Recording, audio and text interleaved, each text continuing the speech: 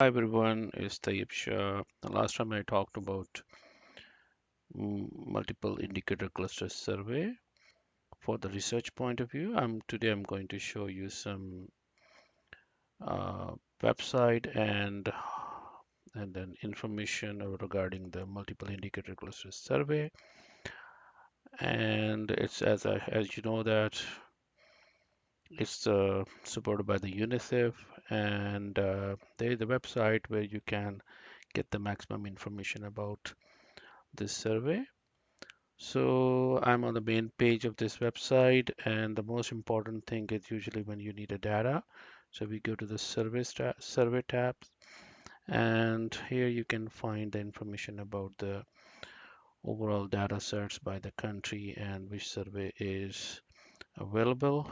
So overall, if you want to go to the over summary of this mix, it's about 29 years since they started this survey. So far, there are 22 countries and over 400 surveys they have completed. So it means they have a lot of informations available. And if you see the cycle wise, so currently they are in the cycle 7, and then you can see each cycle how many surveys they have completed.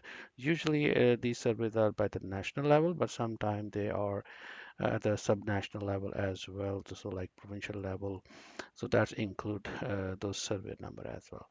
So if you want to find some data for a particular country, to if you want to conduct some research, so you have a different ways to find the data. So I can go with the country. So for example, I'm going to be find the data for Nigeria. So apply the filter and see how many data sets you have regarding this country. So if you see, these are the different cycles of the rounds of the surveys. So I have downloaded this survey 2021, which is completed in that. And we have a snapshot. We have this survey complete finding reports, and data is available. So when you have account with this website, so you can download the data set which I have like downloaded for you. So just to show how to use this data set. So these are the different things you need to be download. So this is the most important report survey findings.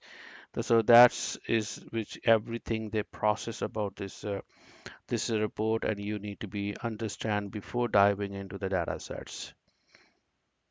So I have downloaded the data set. If I like this report already, so I will go through this report first, and then I will talk about the data sets in SPSS, how to understand that information.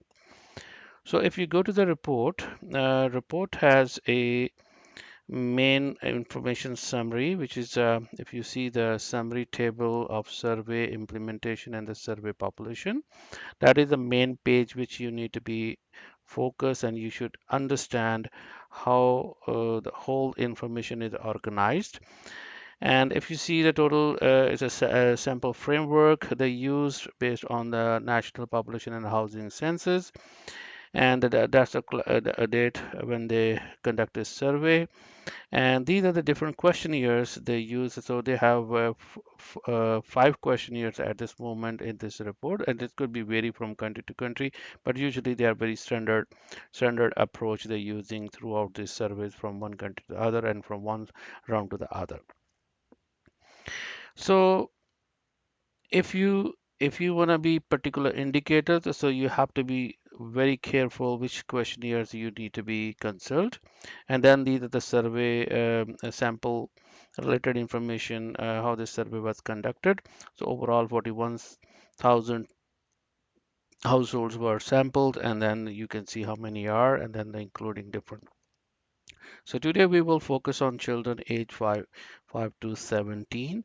And if you look at the questionnaire, that is the last part of this questionnaire related to this one. So I will relate few things how you want to be linking this report and reading different part of the questionnaires, and then see the statistics related to this one. So if we go to the page number, PDF page number, I believe is 625. So this is the question here is going, and that give you the summary of the question here, I believe. Yeah. So you can see these questionnaires you have here.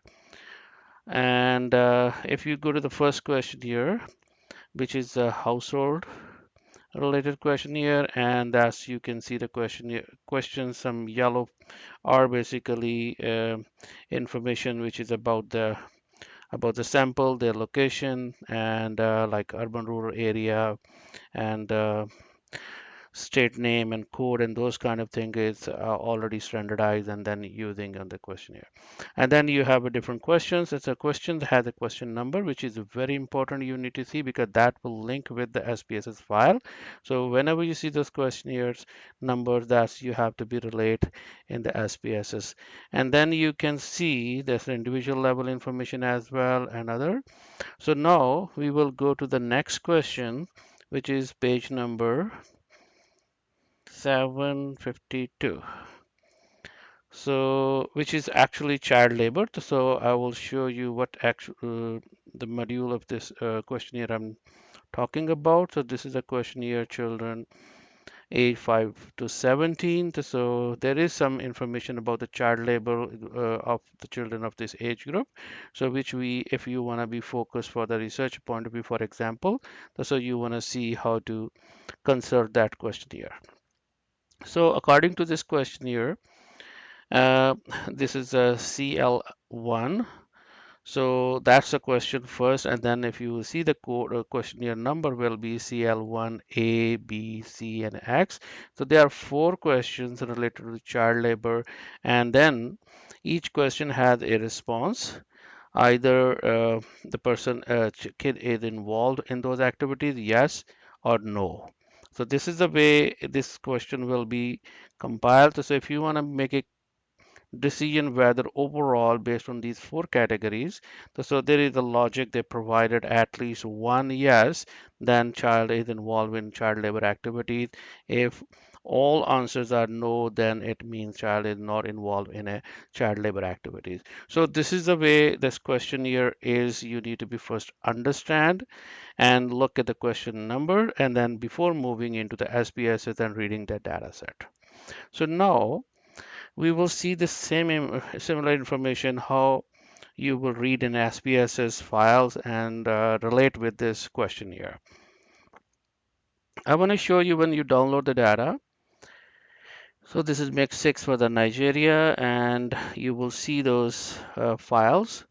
So these are the different files, and if you want to know them, what's the kind of data set they contain, so we need to be open the SPSS Excel file they provided with it. Oh, sorry, it's a Word document, or sometimes it's a text file.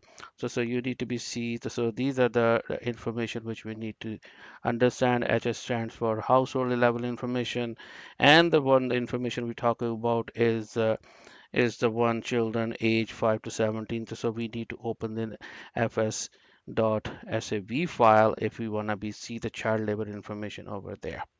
So now we know which file we need to open. So we will open the file which is fs and spss. So it depending on the version of spss you have, but once you have this file, if you open that one, so you will see this file will have overview of this file.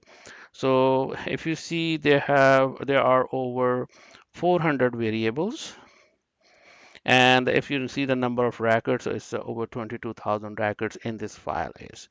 So the data view is, you can see those numbers. Those are the numbers I told you in the questionnaire. They're linked with it. So if you want to find anything and relate with the questionnaire, you have to be consult these file names. And if you switch between, the mostly data is coded. So, but they have also provided the label as well, so you can see the actual values as well. So in the variable view, so if you see those if you see the how many variables we have, 427 variables. So this is a list of those variables, and if you see those are the variables we have. So if we go to the starting few numbers which is are important. So first one is if you see the result of the questionnaire. So this is a result of this interview. So this is important. We need to be consider this field because we need to be only include the survey or the children which have the like the related to the questionnaires status completed. So this is something we need to be take care of that. And then we need to go to the questionnaire. So if you remember, let me go back to the questionnaire child labor. So we our question is CL1 and they have four sections.